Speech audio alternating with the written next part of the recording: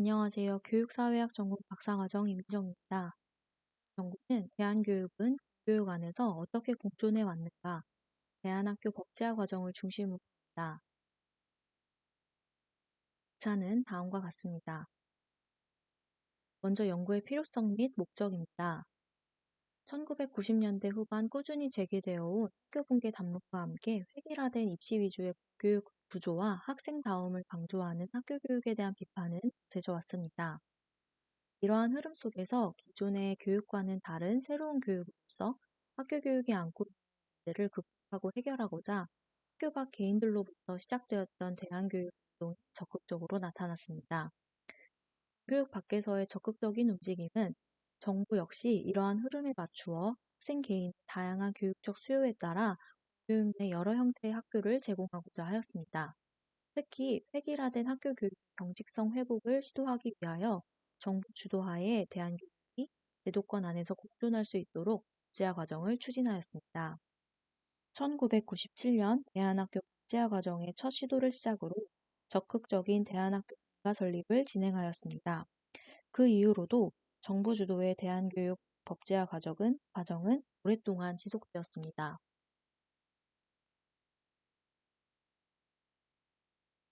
과거보다 비교적 유연해진 교육 환경의 변화는 다양한 형태의 대안학교가 등장하게 하였고, 이러한 시도는 공교육 체제 안에서 교육의 자율성을 부여하고 의미 있는 대안적 교육의 기회를 가질 수 있도록 돕는 역할을 하였습니다.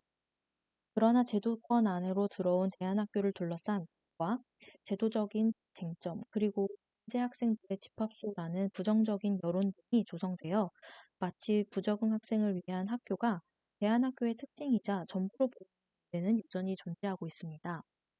또한 학술적으로는 교육 안에서 대안교육의 본질적 가치가 지금까지 공존하고 있는지, 대안교육이 본래의 성격과는 다르게 부적응한 개인을 위해 교육으로 고착되었는지에 대한 최근의 연구 논의는 찾기 어려웠습니다. 이에 본 연구에서는 교육 안 대안교육이 가지는 의미는 무엇인가 라는 문제의식을 바탕으로 교육 안에서 들어오게 된 국제화 과정과 본래의 취지와는 다르게 부적응한 학생을 중심으로 그 대상이 변화하게 된 과정을 파악해 보고자 합니다. 이를 위해 대안학교가 법제화 시도를 통해 교육 안으로 어떻게 자리를 잡게 되었고 교육 안에서 어떻게 공존하게 되었는지 탐색하고자 합니다. 구체적인 연구 질문은 다음과 같습니다.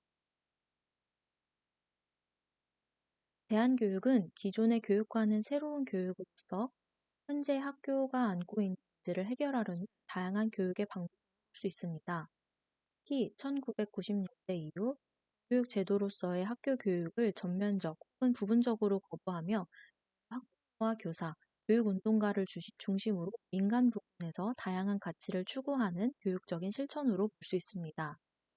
네, 대한학교는 이러한 실천을 학교 형태로 진행되는 것이라고 의미할 수 있습니다.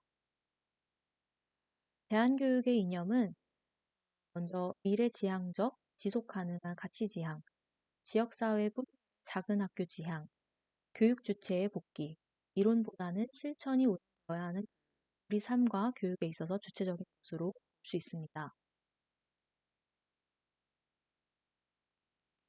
다음으로는 대한교육 운동 등장 배경과 전개입니다. 대한교육은 아래로부터의 움직임이 특징적입니다. 1970년대부터 80년대에는 민중교육을 중심으로 사회운동적인 성격을 볼 수 있습니다. 이후 90년대에는 적극적이고 구체적인 실천의 움직임이 나타납니다. 90년대 중반 조직된 운동은 국가가 주도하는 공교육의 틀을 비판적으로 넘어서려는 초점에 맞춘 형태, 그리고 우리나라 사회 전체가 안고 있는 교육 문제를 비판적으로 극복하는 데 초점을 맞춘 형태로 나누어 살펴볼 수 있습니다. 다음으로는 국내의 학력 인정 대안학교의 유형을 살펴보도록 하겠습니다.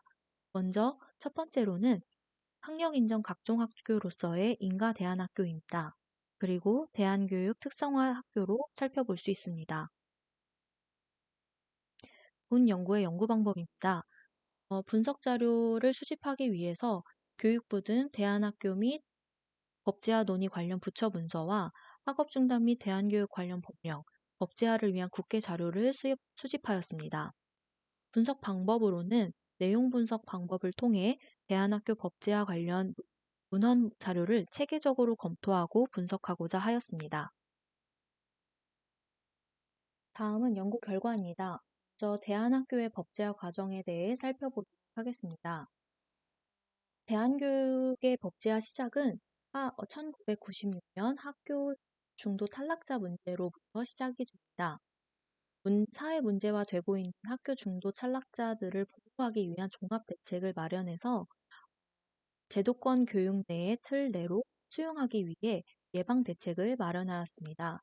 특히 중퇴생과 학교 생활에 적응이 어렵다고 판단되는 학생을 중심으로 대한 학교를 설립하였고 모든 학생이 합숙하는 기숙사제로 운영하고자 하였습니다. 특히 교육개혁위원회가 발표한 신교육 체제 수립을 위한 교육개혁 방안 발표는 다양한 교육개혁 방안 중 차별화된 유형의 고등학교 설립 필요성과 준비를 제안하였습니다. 이는 대한교육 특성화학교 설립을 위한 본격적인 법제화 과정의 배경이 된다고 볼 수 있습니다. 1997년 3월 학교 중도 탈락자 예방 종합대책이 발표되면서 대한교육 설립 계획이 발표되었습니다.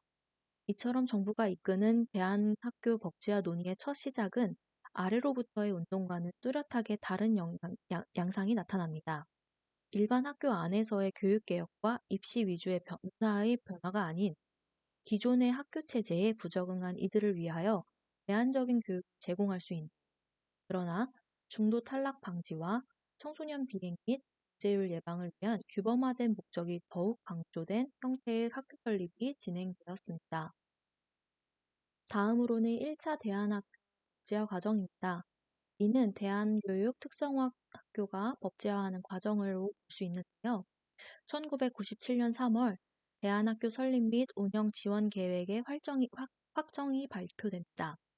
그리고 같은 해 10월 특성화 고급 및 대안학교 설립 신청 안내가 나타납니다. 는 학자 위주의 획일화된 교육에서 수요자 중심의 다양화, 특성화 교육 전환으로 그 목적이 나타납니다. 이후 98년 2월 대한교육 특성화 중고등학교에 대한 법적 토대가 마련되고 같은 해 3월에는 영산 성시고에 총 6개의 학교가 특성화 학교로 인가되었습니다. 여기에서 제시된 학교 설립 인가 신청 일정에서도 볼 수 있듯이 사실 공고문에서 안내한 일정은 매우 서두르고 있습니다. 본 공고문은 1997년 10월 15일에 게시되었고 신청 접수 기한은 그로부터 약 45일 정도 이후입니다. 그리고 심사를 거쳐 학교 설립 허가를 결정하고 통보하기까지 걸리는 시간은 약 2달 남짓이었습니다. 더 나아가 설립 확정된 학교에서 학생을 모집하고 개교해야 하는 일정은 이듬해 3월이었습니다. 타이트한 일정을 맞추기 위해서 시도교육청에게 금년도에 한하여 신청 기간을 단축하여 가능한 빠른 시간 내에 인가 절차를 마치고 98학년도 학생 모집에 차질이 없도록 당부하는 글을 공문에 추가하기도 하였습니다. 다음으로는 2차 대안학교 법제화 과정입니다. 2차 법제화 과정은 각종 학교를 중심으로 법정화가 나타납니다. 2005년 3월 대안학교라는 유형가 처음 법정화되면서 학업을 중단하거나 개인적 특성에 맞는 교육을 받으려는 학생을 대상으로 현장 실습 등 체험 위주의 교육, 성 위주의 교육 또는 개인의 소질 적성 개발 위주의 교육 등 다양한 교육을 하는 학교로서 각종 학교가 정의됩니다. 여기에서 나타나는 1차 법제화 과정과 2차 법제화 과정의 특징은 1차 특성화학교 법제화 과정은 정부의 적극적인 주도하에 등장한 전형적인 하향식으로 나타납니다. 반면에 2차 법제화 과정에서는 여러 다양한 토론이 오고 가는 공청회 건과 정책 연구 자료를 확인할 수 있었습니다. 정부 관계자뿐만 아니라 미인과 대안학교 교사를 포함하여 학자, 대한교육연대 관계자 등 다양한 인맥관계를 가진 주체들이 모여 대안학교 법제화에 관련한 견해를 밝히고 정부가 제시한 법제안에 대해 논의하였습니다. 1차 법제화 과정보다는 대안교육의 이념과 특징이 나고 자율적이고 순환 방식의 설립 기준, 그리고 교원 자격이 완화되었고 특히 자율적이고 유연한 교육과정 운영 을 2차 법제화 과정의 특징이라고 볼 수 있을 것입니다. 3차 대안학교 법제화 과정은 비교적 최근에 나타난 법제화로 볼 수 있습니다. 2차 법제화 과정에 비해 많은 시간이 흘러서 법제화가 되었는데요. 미인과 대안교육기관 등과 지원에 대한 것이 중심입니다. 2021년 1월 대안교육기관에 관한 법이 제정되면서 그동안 제도권 밖에 있던 미인과 대안교육기관을 제도권 안으로 제정하게 되었습니다. 는 국적지위가 불안정하였던 미인과 교육대안시설을 대안교육기관으로 등록하여 학생의 안전과 교육의 질을 보장하고 기회를 다양화할 것으로 기대한다고 보았습니다. 특히 2025년 1월에는 대안교육기관 설립 운영자의 책무로서 학생의 안전조치를 취해야 한다는 것과 대안교육기관 운영 지원을 위한 필요한 경비를 지원하는 것이 가능하다는 조항이 신설되었습니다. 이처럼 3차 법제화 과정은 제도권 안으로 들어오는 형식의 1차, 2차 인가형 대안학교가 아닌 그와 확실히 차등을 둔 좀 더 낮은 수준의 기준으로 대안교육기관을 등록하도록 요구하였습니다. 제도권 안으로 완전히 들어오지 않는 대신에 교육을 받는 학생들의 안전과 학습권 보호를 위한 필수적인 요건을 제외하고는 등록권을 완화하는 방식으로서 등록제를 제한할 수 있었습니다. 다음으로는 교육과 대안교육의 대립과 공존에 대해 살펴보겠습니다. 먼저 교육의 자율성과 보호 관리 담론입니다. 법제화 과정에서 정부와 대안교육 현장 사이에 대립되는 문제는 국가의 관리 통제와 교육의 자율성 문제였습니다. 어디까지 관리 또는 최소한의 보호 기준을 설정하느냐에 대한 입장이나 관점이 달라지는 것인데요. 이것은 제도권 내 대안교육의 정체성의 문제이기도 합니다. 즉, 학력 인정과 재정 지원을 받는 대신에 무엇을 포기했는가로부터 시작된다고 볼 수 있습니다. 획일화된 제도권 교육에 비판적이었고 이를 극복하고자 시도하였던 대안교육 운동이 얼마만큼 제도권의 규제와 규범 안에서 퇴색되었는지 또는 적절하게 균형을 맞추고 있는지 그리고 그것이 어떻게 가능한가에 대한 논의로 반복됩니다. 이것은 대안교육 철학을 유지할 수 있는 교육과정의 보장과 교원 자격, 그리고 설립 기준의 완화를 요구하는 것과 학교 운영 및 교육과정에 대한 학생들의 안전과 보호 관리를 필요한다는 것, 교원 임용 고시에 대한 형평성 문제 등 대립되는 것을 살펴볼 수 있습니다. 다음으로는 제도권 내 대안학교는 누구를 위한 대안교육인가입니다. 이는 부적응한 학생을 분리 관리하기 위한 혹은 교육권 회복을 위한 대안교육으로서 살펴볼 수 있는데요.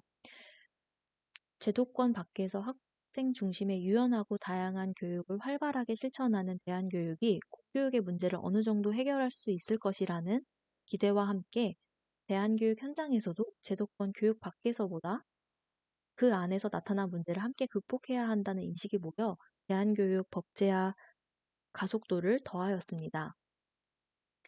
하지만 정부가 처음 대안학교를 법제화하려던 시기와 목적과 관점을 살펴보면 부적응한 개인의 분리관리와 교육적 회복이 동시에 나타납니다. 정부에서 추진하고자 한 법제화된 대안학교가 새로운 교육을 시도하는 학생들이 모인 장소임에도 여전히 기존의 학교에서 적응하지 못한 실패한 개인들이 모인 장소로 목적화되면서 이러한 부정적 인식과 낙인은 지금까지도 지속되고 있습니다.